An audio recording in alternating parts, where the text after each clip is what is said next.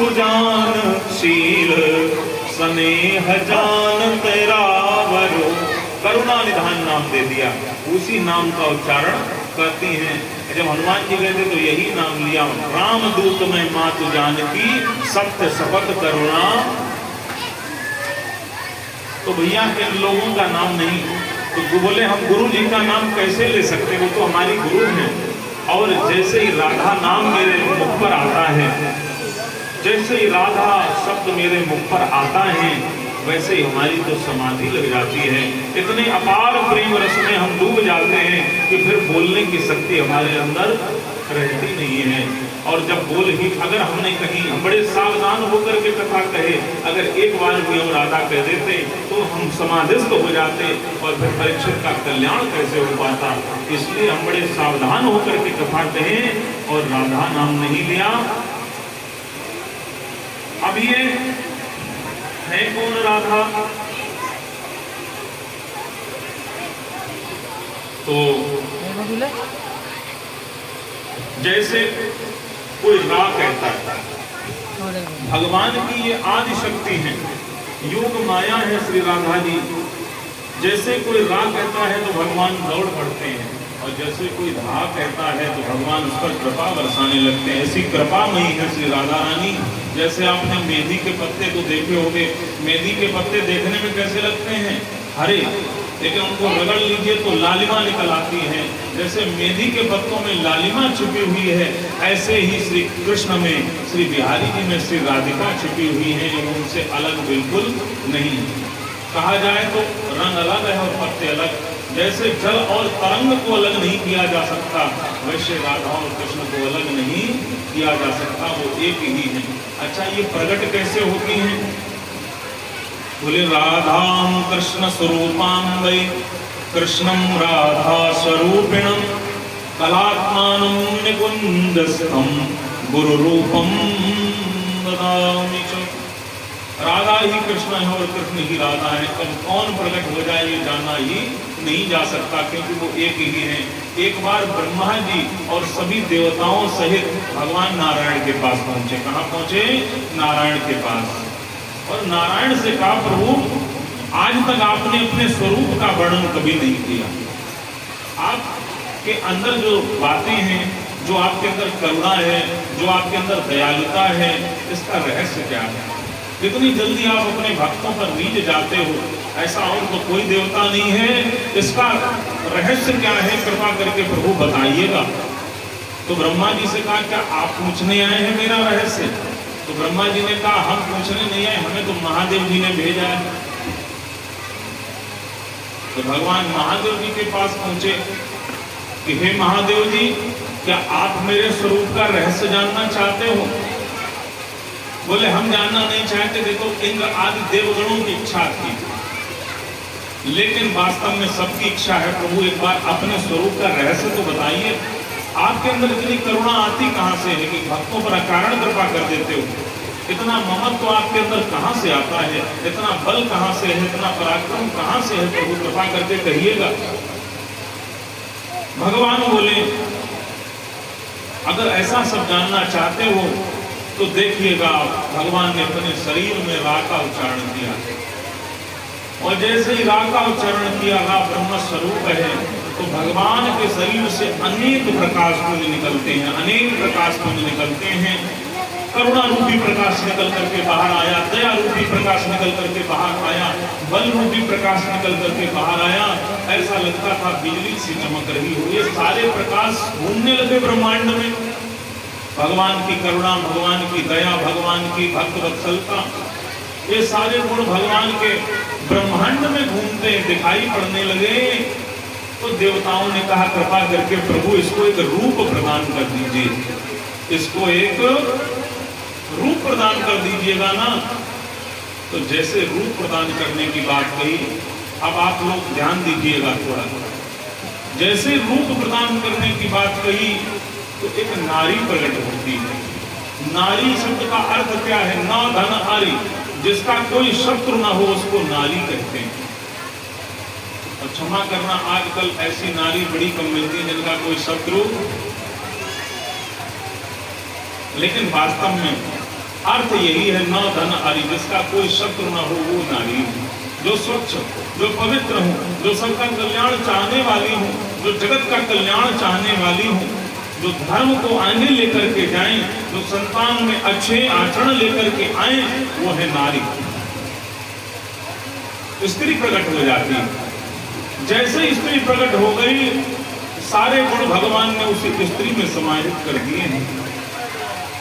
जब सारे गुण उस स्त्री में समाहित हो गए तो देवताओं ने कहा, महाराज वही सुंदरता, वही सौम्यता, वही गुण, वही दिव्य प्रकाश जब उस नारी के अंदर समाहित हो गए तो देवताओं ने कहा, महाराज अब इनको हम क्या कह करके बुलाएं, क्या कहें इनको?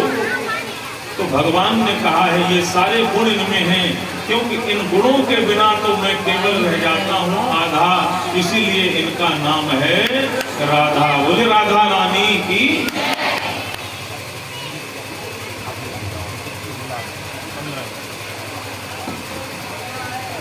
तो भैया भगवान ने इस प्रकार से प्रकट हुए। अब आइए हम सभी लोग बरसाना चलते, क्या चलते हैं? बरसाने, अपने मन के द्वारा चलते हैं। 2 बार राधा रानी को पुकार करके फिर राधा जी का कैसे जन्म हुआ है ये बड़े भाव के साथ बोलेंगे। बोली राधा रानी दरबार में राधा रानी के दुख दर्द मिटाए जाते हैं।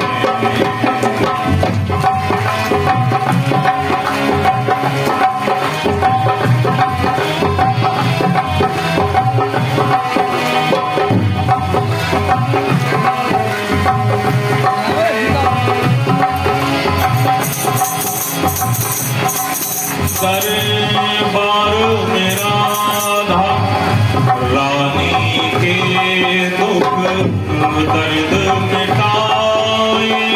जाते हैं। दरबार में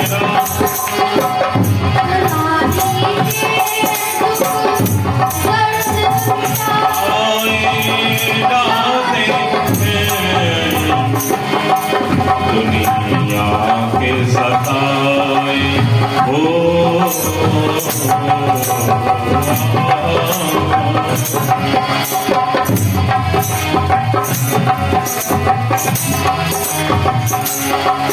दुनिया के सताए लोग यहाँ सीने से लगाते जाते हैं।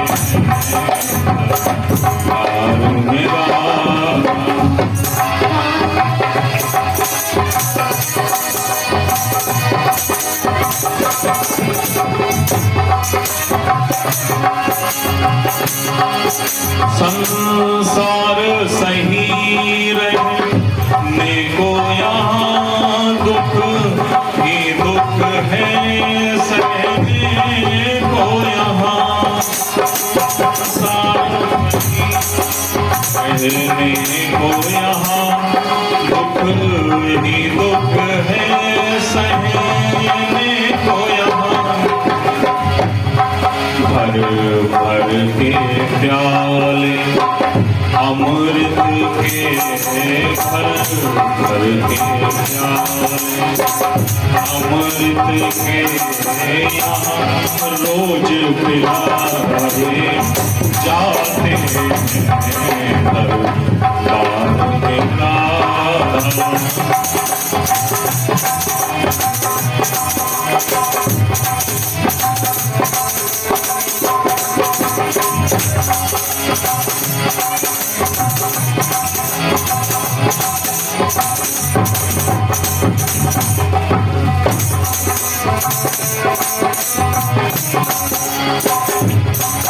जो राधा राधा कहते हैं, जो राधा राधा कहते हैं, वो प्रिया शरण में रहते हैं, वो प्रिया शरण में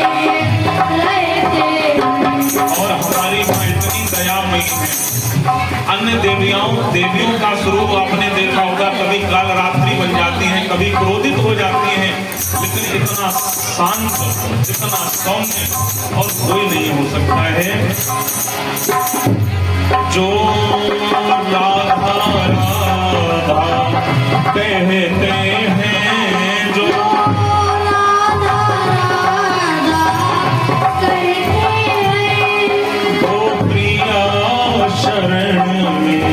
रहते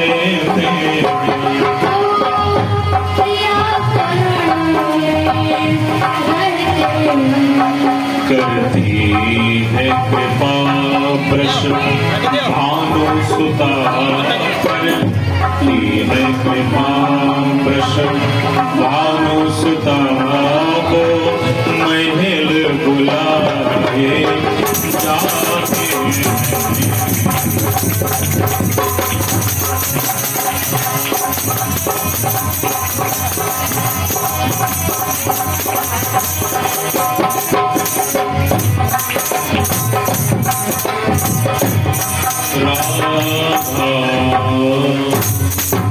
बोली राधा रानी की और भगवान की।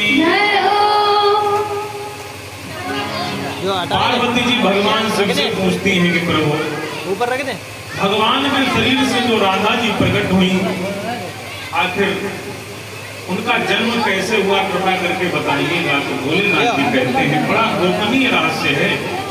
बोले मदिष्ठ देव कांताया राधाया चरितम सती, अतीव गोपनीय सुलभम कृष्ण भक्तिदम। राधा जी के जन्म की कथा सुनने से कृष्ण की भक्ति प्राप्त होती, और बिना राधा के अगर जन्म दिवस नहीं मनाते हैं तो कृष्ण जन्माष्टमी मनाने का कोई लाभ नहीं है, क्योंकि फिर तो आदि ही पूजा हुई। पूरी पूजा तब होगी जब प्रिया जी के साथ साथ श्री जी की भी पूजा हो। तो इसीलिए जिन लोगों की रह गई थी राधाष्टमी, तो हमने कहा इसी बहाने कम से कम वो जानेंगे और प्रिया जी की भक्ति में आगे बढ़े, इसीलिए यहाँ पर ये आयोजन रखा था। बोले राधा रानी की। तो भैया राधा रानी के पिता वृषभान के रावल ग्राम में रहते हैं, जो गोकुल के पास रावल ग्राम, इसे हम बरसाना कहते हैं। रावल ग्राम में यहाँ का पूर्व जन्म में राजा नृग थे। पूर्व जन्म में राजा नृग के बेटा थे सुचंद्र। राजा नृग के बेटा थे सुचंद्र, और इनकी जो राधा जी की माता है उनका नाम है कीर्ति। नाम क्या है? कीर्ति। पिता का नाम है वृषभान, माता का नाम है कीर्ति। कीर्ति पूर्व जन्म में कलावती थी। कीर्ति का नाम पूर्व जन्म में कलावती था। ये पितरों से ही उत्पन्न है। अर्यमा नाम के पितर हैं। इनकी 3 कन्याएं थी, कलावती, मेनका और रत्नमाला। अर्यमा नाम के पितर हैं, जो पितृपक्ष आने वाला है। तो अर्यमा नाम के एक पितर हैं जिनकी 3 कन्याएं थी, मेनका, कलावती और रत्नमाला। मेनका का विवाह हुआ है सुचंद्र, कलावती का विवाह हुआ सुचंद्र के साथ, और मेनका का विवाह हुआ है हिमांचल के साथ, जिनका दूसरा नाम था मैना, जो पार्वती जी की माता है। और जो रत्नमाला है, इनका नाम विवाह किया गया जनक जी के साथ, विदेहराज जनक जी के साथ। इन्हीं रत्नमाला का ही एक नाम है सुनैना। क्या नाम है? सुनैना, जो जनक की पत्नी है, जिनके द्वारा सीता जी प्रकट हुई। और जो हमारी राधिका जी हैं, इनकी माता हैं कलावती, जिनका विवाह सुचंद्र जी के साथ हुआ। यही सुचंद्र और कलावती दोनों को तो कन्याएं प्राप्त हुई, एक को सीता और एक को गौरा।